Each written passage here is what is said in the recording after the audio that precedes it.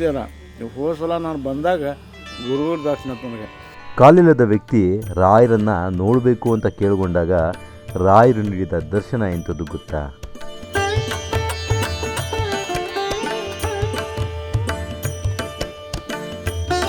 ದೇವರ ಅನುಗ್ರಹ ಮಾಡಿದ್ರೆ ಮಾತ್ರ ಅದಾಗ್ತದೆ, ಮನುಷ್ಯ ಅನುಗ್ರಹ ಮಾಡಿದ್ರೆ ಸಾಧ್ಯ ಇಲ್ಲ ಅಲ್ಲಿಗೆ ಒಂದು ಉದಾಹರಣೆ.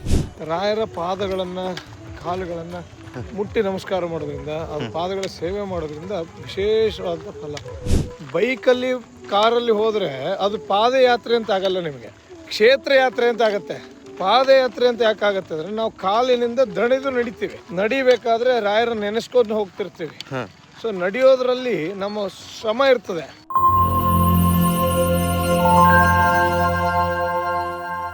ಪಾದಯಾತ್ರೆ ಯಾಕೆ ಮುಖ್ಯ? ಯಾಕೆ ಜನ ಈಗಲೂ ಪಾದಯಾತ್ರೆ ಮಾಡ್ತಾರೆ? ಇದಕ್ಕೆ ಬಹಳ ವಿಶೇಷ ಕಾರಣ ಇದೆ. ನೀವು ಹೇಳ್ಬೋದು, ಇವತ್ತು ಗಾಡಿ ಇದೆ, ಕಾರ್ ಇದೆ, ಬಸ್ ಇದೆ, ಎಲ್ಲವೂ ಇದೆ. ಈ ಕಾಲದಲ್ಲೂ ಪಾದಯಾತ್ರೆ ಮಾಡಬೇಕಾ ಅಂತ ನಿಮ್ಗೆ ಅನಿಸ್ಬೋದು. ಪಾದಯಾತ್ರೆ ಮಾಡುವುದು ಒಂದು ಭಕ್ತಿಯ ವಿಧಾನ. ಇಲ್ಲಿ ಕೇವಲ ನಮ್ಮ ದೈಹಿಕ ಶಕ್ತಿಯನ್ನಷ್ಟೇ ಅಲ್ಲ, ನಮ್ಮ ಮನಸ್ಸನ್ನು ದೇವರ ಕಡೆಗೆ ಕೇಂದ್ರೀಕರಿಸಲು ಇರುವಂತಹ ಒಂದು ಉತ್ತಮ ಮಾರ್ಗ. ರಾಯರ ಮೇಲೆ ನಮಗೆ ಎಷ್ಟು ಭಕ್ತಿ ಇದೆ, ಶ್ರದ್ಧೆ ಇದೆ ಅಂತ ನಾವು ತೋರಿಸ್ಬೋದು. ಹಾಗೆ ದಾರಿಯಲ್ಲಿ ನಡೆಯುವಾಗ ನಮ್ಮ ತಪ್ಪುಗಳ ಅರಿವು ನಮಗೆ ಆಗುತ್ತೆ.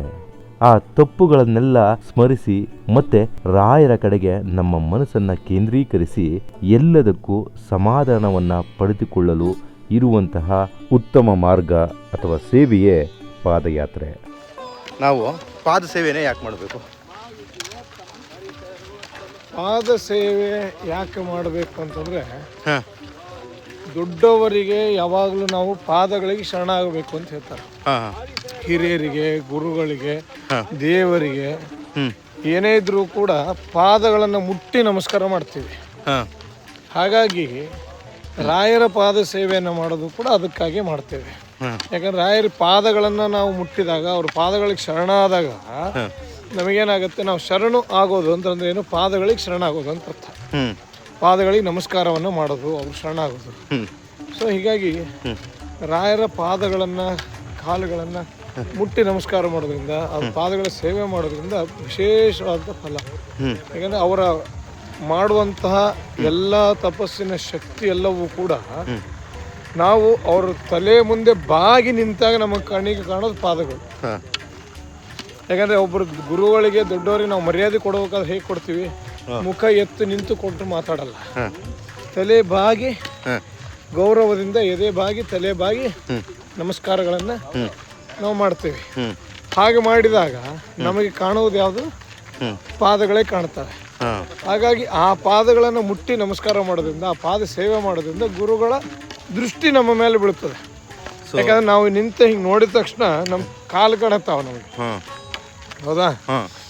ಇದಕ್ಕೆ ಒಂದು ವಿಶೇಷ ಹೇಳಬೇಕು ಅಂದರೆ ಕತೆ, ಮಹಾಭಾರತದಲ್ಲಿ ಕೃಷ್ಣನ ನನ್ನ ಪಕ್ಷ ನೀನು ಯುದ್ಧ ಮಾಡು ಅಂತ ಕೇಳಲಿಕ್ಕೆ ದುರ್ಯೋಧನ ಹೋಗ್ತಾನೆ. ಕೃಷ್ಣ ಮಲಗಿರ್ತಾನೆ. ಸರಿ, ಕೃಷ್ಣ ಎದ್ದ ಮೇಲೆ ಕೇಳಿದ್ರೆ ಆಯ್ತು ಅಂತ ದುರ್ಯೋಧನ ಹೋಗಿ ಕೂತ್ಕೊಂಡಿರ್ತಾನೆ. ನಂತರ ಅರ್ಜುನ ಬರ್ತಾನೆ, ನೋಡ್ತಾನೆ ಕೃಷ್ಣ ಮಲಗಿರ್ತಾನೆ. ಸರಿ ಅಂತೇಳಿ ಅರ್ಜುನ ಕಾಯ್ತಾ ಇರ್ತಾನೆ ಕೂತ್ಕೊಂಡು. ದುರ್ಯೋಧನನು ಕೂತಾನೆ, ಅರ್ಜುನನು ಕೂತಾನೆ. ಕೂತ ತಕ್ಷಣ ಕೃಷ್ಣ ಎಚ್ಚರ ಆದ.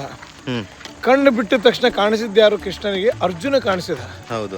ಏನಪ್ಪ ಅರ್ಜುನ, ಇಲ್ಲಿ ಯಾಕೆ ಬಂದಿ ನೀನು ಅಂತ ಕೇಳ್ತಾನೆ. ಕೃಷ್ಣ, ನೀನು ನನ್ನ ಪಕ್ಷದಲ್ಲಿ ಯುದ್ಧ ಮಾಡ್ಲಿಕ್ಕೆ ನೀನು ಬರಬೇಕು, ಅದಕ್ಕಾಗಿ ಬೇಡ್ಲಿಕ್ಕೆ ನಿಂತೀನಿ ಅಂತಂದ. ಆಯ್ತು ಅಂದ್ಬಿಟ್ಟ ಕೃಷ್ಣ ಒಂದೇ ಮಾತಿಗೆ. ದುರ್ಯೋಧನ ಅಂದ, ಕೃಷ್ಣ ಅವನಕ್ಕಿಂತ ಮುಂಚೆ ನಾನು ಬಂದೀನಿ ಕೇಳಲಿಕ್ಕೆ, ನೀನು ಅವನು ನೋಡಿ ಕೇಳಿದೆಲ್ಲ ಅಂತಂದ. ದುರ್ಯೋಧನ ಎಲ್ಲಿ ಕೂತಿದ್ದ? ಕೃಷ್ಣನ ತಲೆ ಹತ್ರ ಕೂತಿದ್ದ. ಅರ್ಜುನ ಎಲ್ಲಿ ಕೂತಿದ್ದ? ಕೃಷ್ಣನ ಪಾದದ ಹತ್ರ ಕೂತಿದ್ದ, ಕಾಲಿನ ಹತ್ರ ಕೂತಿದ್ದ. ಸೊ ಭಗವಂತ ಕಣ್ಣು ತೆಗೆದ ತಕ್ಷಣ ಏನು ನೋಡಿದ? ತನ್ನ ಪಾದವನ್ನು ನೋಡಿದ. ಪಾದದ ಹತ್ರ ಕೂತನ್ನ ಅರ್ಜುನನ ನೋಡಿದ. ಅದಕ್ಕೆ ಕೃಷ್ಣ ಅಂದ, ನೀನು ದುರ್ಯೋಧನ, ನೀನು ಪಾದದ ಹತ್ರ ಕೂತಿದ್ದ, ನಿನ್ನನ್ನೇ ನೋಡ್ತಿದ್ದೆ ಫಸ್ಟಿಗೆ, ನಿನ್ನ ನಾನು ವಿಚಾರಿಸ್ತಿದ್ದೆ. ನೀನು ಹೋಗಿ ನನ್ನ ತಲೆ ಹತ್ರ ಕೂತ್ಕೊಂಡ್ರೆ ನಾನು ಹೇಗೆ ನೋಡ್ಲಿ? ನನಗೇನು ಗೊತ್ತಾಗುತ್ತೆ ತಲೆ ಹತ್ರ ಕೂತಿದ್ದೆ? ಸೊ ಅದರಿಂದ ನಿನಗೆ ಅವಕಾಶ ಸಿಕ್ಕಿಲ್ಲ ಅದರಿಂದ ಅಂತ ಹೇಳ್ತಾರೆ. ಈಗ ಈ ಸಂದರ್ಭವನ್ನು ಇಟ್ಕೊಂಡಾಗ ನಮಗೆ ಭಗವಂತನ ಇಲ್ಲಿ ಭಗವಂತನ ಭಕ್ತರ ಇರ್ತಾರೆ, ಭಗವಂತನ ದೃಷ್ಟಿಯಲ್ಲಿ ಇರ್ತದೆ ಪಾದದಲ್ಲಿ. ಹಾಗಾಗಿ ಭಗವಂತನ ಪಾದ, ಗುರುಗಳ ಪಾದಗಳ ಸೇವೆಯನ್ನು ಮಾಡಬೇಕು ಅಂತ ಅಲ್ಲ, ಈ ಪಾದ ಸೇವೆಗೆ ನಾವು ನಡ್ಕೊಂಡು ಹೋಗ್ತೀವಿ, ಅದು ಹೆಂಗೆ ಪಾದ ಸೇವೆ ಅಂತ ಆಗುತ್ತೆ? ಪಾದ ಸೇವೆ ಅಂದರೆ ಕಾಲು ಅಂತ ಅರ್ಥ. ಹಾಂ ನಡ್ಕೊಂಡು ಹೋಗೋದೇ, ಕಾಲುಗಳಿಂದ ನಡ್ಕೊಂಡು ಹೋಗ್ತಿರ್ತೀವಲ್ಲ, ಇದೇ ಪಾದ ಸೇವೆ ಅಂತ. ಹಾಂ ಪಾದಯಾತ್ರೆ ಅಂದ್ರೆ ಏನು? ಕಾಲಿನಿಂದ ನಡ್ಕೊಂಡು ಹೋಗೋದಕ್ಕೆ ಪಾದಗಳು ಅಂದರೆ ಕಾಲುಗಳು. ಹಾಂ ಯಾತ್ರಾ ಅಂದ್ರೆ ಏನು? ನಡೆಯೋದು, ಹ್ಞೂ ಪ್ರಯಾಣ ಮಾಡೋದು, ಯಾತ್ರಾ ಕ್ಷೇತ್ರಗಳಿಗೆ ಹೋಗೋದು ಯಾತ್ರಾ ಪ್ರಯಾಣ. ಹ್ಞೂ ಪಾದಗಳಿಂದ ಪ್ರಯಾಣ ಹ್ಞೂ ಅಂತಂದಾಗ ನಡ್ಕೊಂಡು ಹೋಗೋದಕ್ಕೆ ಪಾದಯಾತ್ರೆ ಅಂತ ಕರೆಯೋದು. ಹ್ಞೂ ಅಲ್ಲ, ಈಗ ಇದು ಹೆಂಗೆ ಸೇವೆ ಅಂತ ಆಗುತ್ತೆ? ಇವಾಗ ಕಾರಲ್ಲಿ ಹೋಗ್ಬೋದು, ಮತ್ತು ಬೈಕಲ್ಲಿ ಹೋಗ್ಬೋದು, ಹೆಂಗೋ ಹೋಗ್ಬೋದಲ್ವಾ? ಆದರೆ ಬೈಕಲ್ಲಿ ಕಾರಲ್ಲಿ ಹೋದರೆ ಅದು ಪಾದಯಾತ್ರೆ ಅಂತ ಆಗಲ್ಲ ನಿಮಗೆ, ಹಾಂ ಕ್ಷೇತ್ರ ಯಾತ್ರೆ ಅಂತ ಆಗತ್ತೆ. ಹಾಂ ಮಂತ್ರಾಲಯ ಒಂದು ಕ್ಷೇತ್ರ ಯಾತ್ರೆ ಅಂತ ಆಗತ್ತೆ.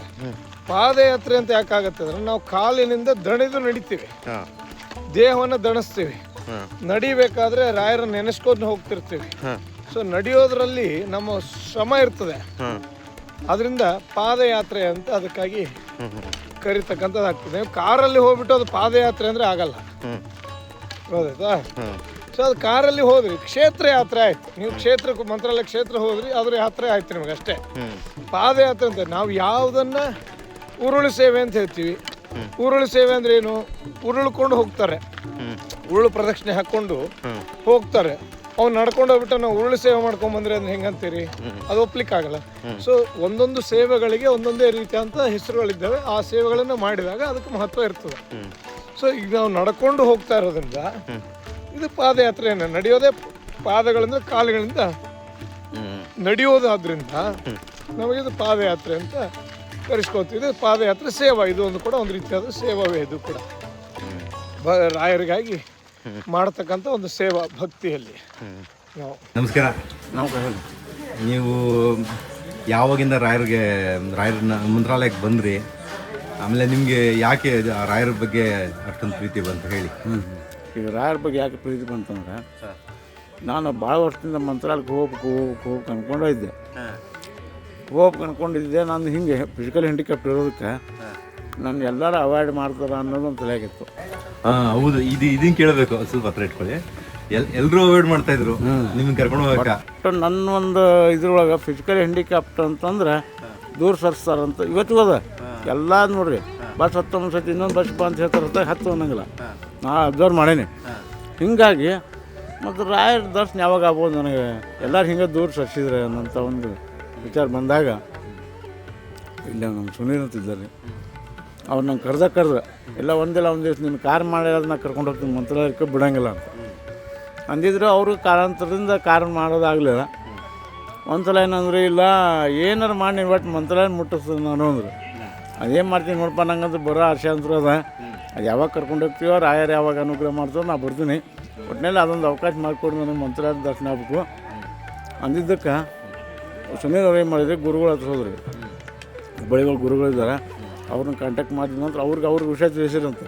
ಒಬ್ಬರು ಹ್ಯಾಂಡಿಕ್ಯಾಪ್ಟ್ ಇದ್ದಾರೆ, ಅದಕ್ಕೆ ಅವ್ರನ್ನ ಒಂದು ಸ್ವಲ್ಪ ಮಂತ್ರಾಲಯ ಕರ್ಕೊಂಡು ಹೋಗ್ತಾರೆ. ಆರ್ಥಿಕ ಪರಿಸ್ಥಿತಿ ಭಾಳ ಹಿಂದೆ ಉಳಿದಾರ ಗುರುಗಳು. ಆತು ಅಂತಂದಿದ್ದಕ್ಕೆ ಹೋದ ಸಲ ಏನು ಮಾಡಿದ್ರು, ಸುನೀಲ್ ನನಗೆ ಹೇಳಿದ್ರು, ಎಲ್ಲ ಗುರುಗಳು ಹೇಳ್ಯಾರ ಬರ್ರಿ ಅಂತಂದು. ಆತಂತಂದು ಗುರುಗಳು ನಾನು ನೋಡಿದ್ದೆಲ್ಲ. ಹೋದ ಸಲ ನಾನು ಬಂದಾಗ ಗುರುಗಳ ದರ್ಶನ ನನಗೆ ನಾ ಏನು ಅಂದ್ಕೊಂಡಿದ್ದೆ ಹಂಗೆ ಆತ ಒಂದು ಸಲ ದರ್ಶನ ಹತ್ರ ರಾಯರ್ದು ನಂಗೆ ಅನುಕೂಲ ಆತ ಹಂಗೆ ಆತ ತಿಳ್ಕೊಂಡು ಬಿಟ್ಟೆ. ಆದರೆ ಈ ವರ್ಷ ಮತ್ತೊಂದು ಅವಕಾಶ ನೋಡಿರಿ, ದೇವ್ರ ಅನುಗ್ರಹ ಮಾಡಿದ್ರೆ ಮಾತ್ರ ಅದಾಗ್ತದೆ. ಮನುಷ್ಯ ಅನುಗ್ರಹ ಮಾಡಿದ್ರೆ ಸಾಧ್ಯ ಇಲ್ಲ ಅನ್ಲಿಕ್ಕೆ ಒಂದು ಉದಾಹರಣೆ ನೋಡಿ. ಅವರಿಂದ ಅವರು ಎಲ್ಲಿ ಲಿಂಕ್ ತಂದರು ಏನು ಒಟ್ಟು ಎರಡನೇ ಸಲಕ್ಕೆ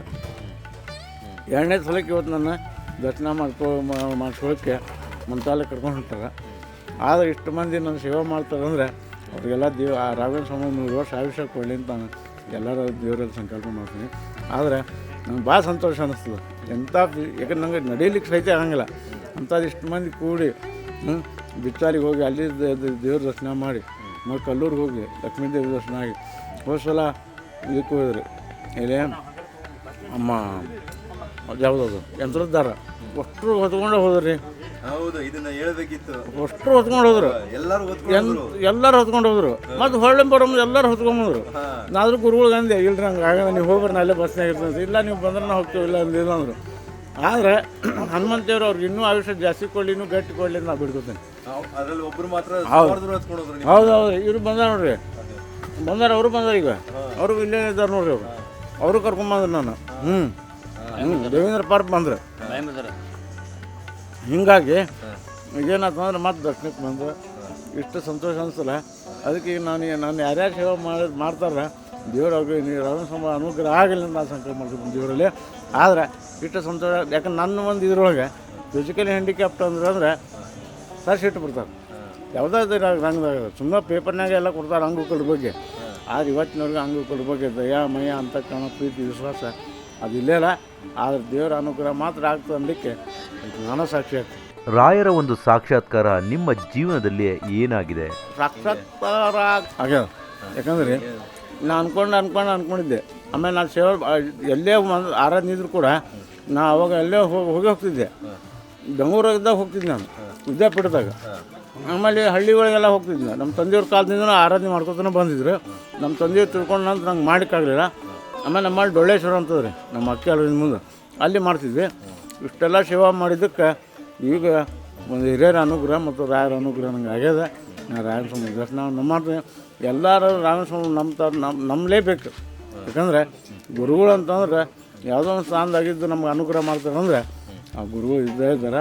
ಗುರುಗಳೇ ನಮ್ಮ ಮನೆಯಲ್ಲಿ ಅನ್ನಿಸ್ತಾರೆ ಅಂತ ನನಗಿದು ಇವತ್ತಿಲ್ಲ. ನಾನು ಅನುಗ್ರಹ ನಾ ಏನು ಅಂದ್ಕೊಂಡಿಲ್ಲ ಆ ಕೆಲಸ ಈಡೇರಿಸ್ತಾರೆ ಅಂತ ನನಗೆ ನಂಬಿಕೆ ಗುರುಗಳಲ್ಲಿ.